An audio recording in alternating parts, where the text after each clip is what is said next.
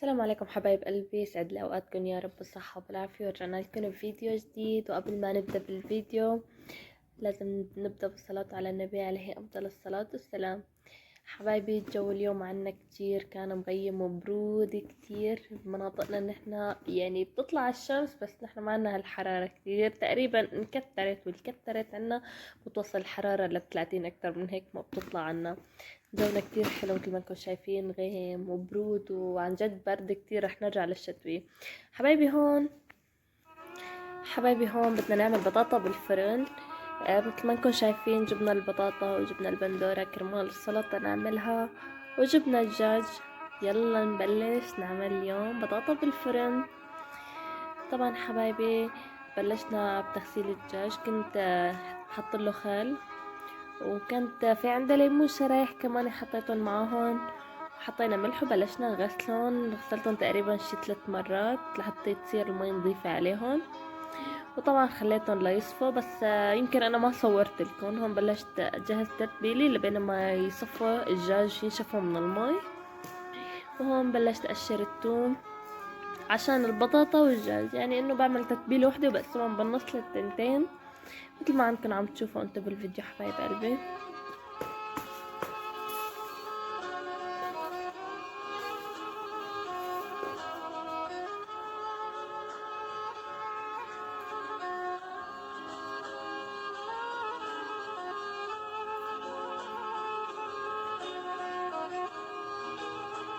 هون بلشنا ندق وحطينا ملح، حطينا شوية بهارات دجاج، حطينا ملح، حطينا فلفل اسود، حطينا بهارات كبسي انا بغششتن شوي، وحطيت شوية كركم.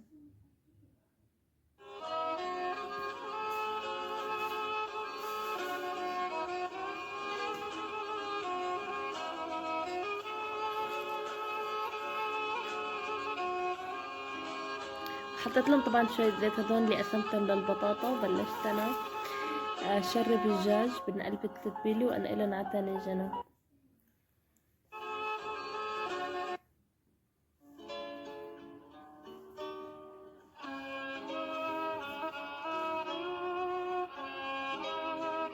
طبعا تبلتهم كتير منيح عشان يتشربوا، بس لاني كل مرة انا بكون مستعجلة، كل مرة اني انا ما بعمل التتبيلة مثلا بتضل يومين، اللي بيحب يخليها يومين بيخليها. طبعا انا هاي طريقتي انا اللي بساويها.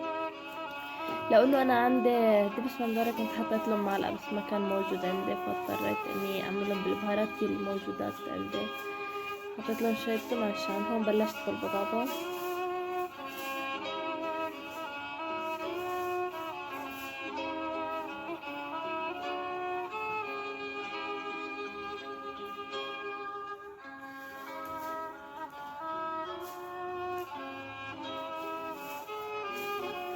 حبايبي ما تنسوا تدعموني وتشتركوا بالقناة.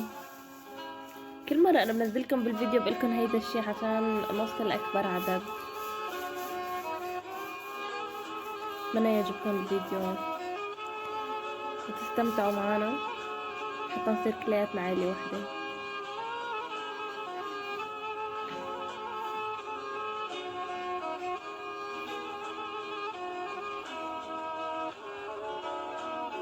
ويلي بيعرف شو اسمها هيدي الموسيقى اللي انا عم بتفرج لها يكتب لي بالتعليقات، انا من عشاق هذا المسلسل كتير.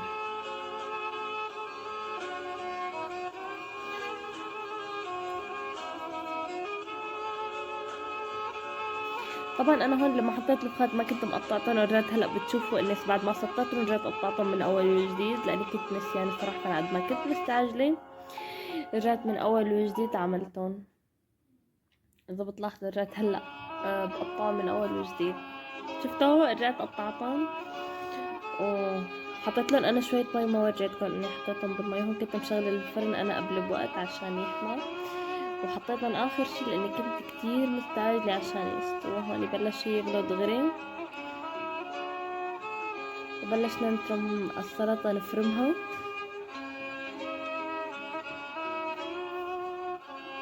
وهون رح تستوي. كنت حاططها لحد الآن من تحت، لا هون رفعتها لفوق مشان تحمر.